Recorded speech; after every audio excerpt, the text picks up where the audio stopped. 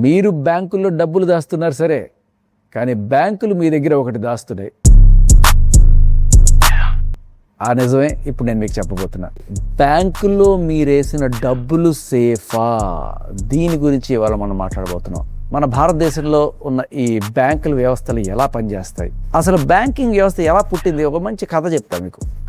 చాలా రోజుల క్రితం జనాలందరూ కూడా గోల్డ్ స్మిత్ దగ్గర వాళ్ళు గోల్డ్ దాపెట్టుకొని రిసిప్ట్లు తీసుకుంటుండేవాడు. కొన్నాళ్ళ తర్వాత ఆయన దగ్గర ఉంటే సేఫ్ కదా అని చెప్పి రిసిప్ట్లతోనే వ్యాపారం చేసేవాడు కరెన్సీ లేని టైంలో. ఆ గోల్డ్ స్మిత్ ఏం చేశాడు, అందరూ ఒకటేసారి నా దగ్గర ఉన్న బంగారాన్ని అడగరు కదా అనే ఐడియా వచ్చింది. ఈ బంగారాన్ని వడ్డీకి ఇచ్చేవాడు. అలా సో వాళ్ళది వాళ్ళకి అడ్జస్ట్ చేసుకుంటూ అలా కొంత వడ్డీలకి ఇచ్చి అలా ఆయన డబ్బులు సంపాదించుకునేవాడు. ఇదే బ్యాంకింగ్ వ్యవస్థకి పునాది.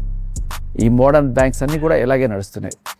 సో ఇప్పుడు మీరు బ్యాంకులో వేశారు డబ్బులు, 1,00,000 రూపాయలు, దాంట్లో మీకు 3% 4% వడ్డీ ఇస్తారు. కానీ ఏం చేస్తారు, వెంటనే మీరు వేసిన వెంటనే అక్కడి నుంచి డబ్బులు అయిపోయి వేరే వాళ్ళకి వడ్డీకి ఇచ్చేస్తారు. హౌస్ లోన్ కావచ్చు, బిజినెస్ లోన్ కావచ్చు, కార్ లోన్ కావచ్చు, పర్సనల్ లోన్ కావచ్చు, ఎనీథింగ్. 8 నుంచి 18% వరకు ఇప్పుడు ప్రస్తుతం సాగుతున్న రేట్లు మీ సిబిల్ స్కోర్ని బట్టి, మీ పర్పస్ని బట్టి ఇలా వాళ్ళు వడ్డీలకి ఇస్తూ ఉంటారు. 12% వాళ్ళు పెట్టుకొని 4% మీకు ఇస్తారు. 8% ప్రాఫిట్. విక్రమార్కుడి సినిమాలో డైలాగ్ గుర్తొస్తుంది నాకు, వాళ్ళప్ప నీకు లత్తలు వచ్చేస్తున్నాయి కదా, నాకు ఎంత ఇస్తా అంటే, నీ కష్టమే ఉంచుకోలేదు స్వామి, 1,116 ఇచ్చాను అంటే, చెస్ లచ్చలు నువ్వు దొబ్బేసి నాకు 1,116 ఇస్తావా అంటాడు చూసారా.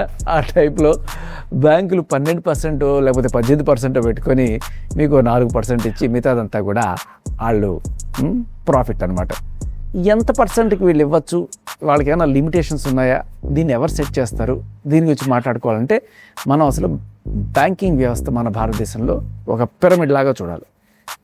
సో పిరమిడ్లో టాప్లో ఉంటుంది RBI, reserve bank of India. అన్ని బ్యాంకుల్ని గవర్నెన్స్ చేసేది వీళ్ళే. ఇప్పుడు మీరు ఒక బ్యాంకులో కొంత డబ్బులు వేసారనుకోండి, ఆ డబ్బుల్లో కొంత భాగం ఆ బ్యాంకు ఆర్బీఐకి పంపించేస్తుంది. సో దీన్ని సిఆర్ఆర్ అంటారు, క్యాష్ రిజర్వ్ రేట్. సరే 4% వాళ్ళకి ఇచ్చేసిన తర్వాత మిగిలిన 96%ని ఇలా అన్ని రకాలుగా వడ్డీలకి తిప్పుతారు. సో ఈ రిజర్వ్ బ్యాంక్ ఆఫ్ ఇండియా అనేది ఏం చేస్తుంది అంటే, టాప్లో ఉన్న దీని పని ఏంటంటే నోట్లు ముద్రించడం. 1,500 నోట్లు వచ్చినాయి, 1,500 నోట్లు కొత్త ప్రింట్ చేయండి, పాతవి పడేసేయండి, డెస్ట్రాయ్ చేసేసేయండి, అంతవరకు ఓకే. కానీ 1,500 నోట్లకి ఒక 2,500,000 నోట్లు ప్రింట్ చేశారనుకోండి, దాని అర్థం ఏంటి, ఇన్ఫ్లేషన్. అంటే మీకు ఒకప్పుడు 500 రూపాయలు 500 రూపాయలే, కానీ ఇప్పుడు 500 రూపాయల వాల్యూ యాక్చువల్గా 250 రూపాయలే. అంటే రూపాయి విలువ సగం అయిపోయింది అనమాట. సో ఎంత ముద్రించాలి అనేది కేర్ఫుల్గా డిసైడ్ చేసేది ఈ ఆర్బీఐ. ఇక దీంతో పాటు ప్రతి సంవత్సరం ఈ రెపో రేట్ అని పెట్టుంటారు మీరు. సో హౌస్ లోన్ రేటు పెంచాలా, పర్సనల్ లోన్ రేటు పెంచాలా, తగ్గించాలా అనేది వీళ్ళు డిసైడ్ చేస్తుంటారు.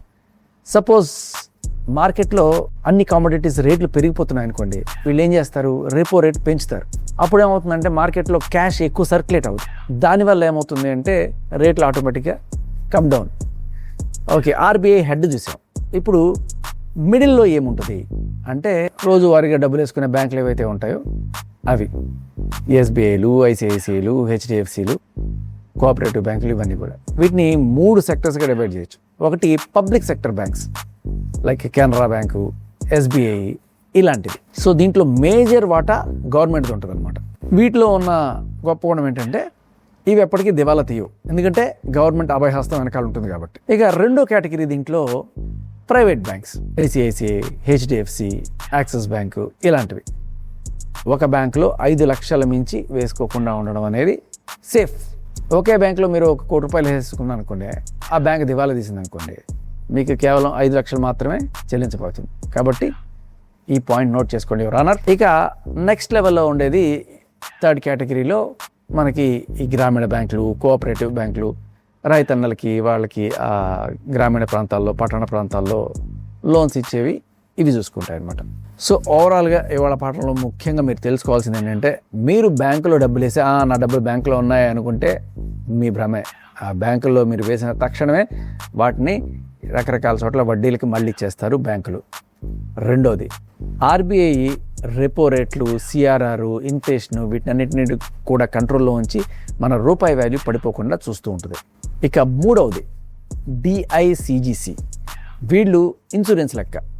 అంటే బ్యాంకు ఒకవేళ దివాలా తీస్తే మీరు ఎంతైనా కట్టండి, ₹1,00,00,000 పెట్టుకోండి, బట్ మినిమం గ్యారంటీగా మీకు ఒక 5 లక్షలు అయితే మీ చేతిలో పెడతారు. సార్ ఇదే మేము చేయగలిగింది అది వీళ్ళు చూసుకుంటారు అనమాట. ఓవరాల్గా ఇండియన్ బ్యాంకింగ్ సిస్టమ్ అంటే ఒక పాస్బుక్, ఒక ఏటీఎం కాదు, ఇది ఒక పెద్ద మెకానిజం. సో మీరు వేసే ప్రతి రూపాయి ఈ మెకానిజంలో ఒక పార్ట్. ఈ వీడియో మీకు నచ్చితే షేర్ చేయండి, లైక్ చేయండి, సబ్స్క్రైబ్ చేయండి, మీ ఫ్యామిలీ వాళ్ళకి చూపించండి. పిల్లలకి బ్యాంకింగ్ వ్యవస్థ గురించి మరింత ఐడియా ఇచ్చిన వాళ్ళు అవుతారు.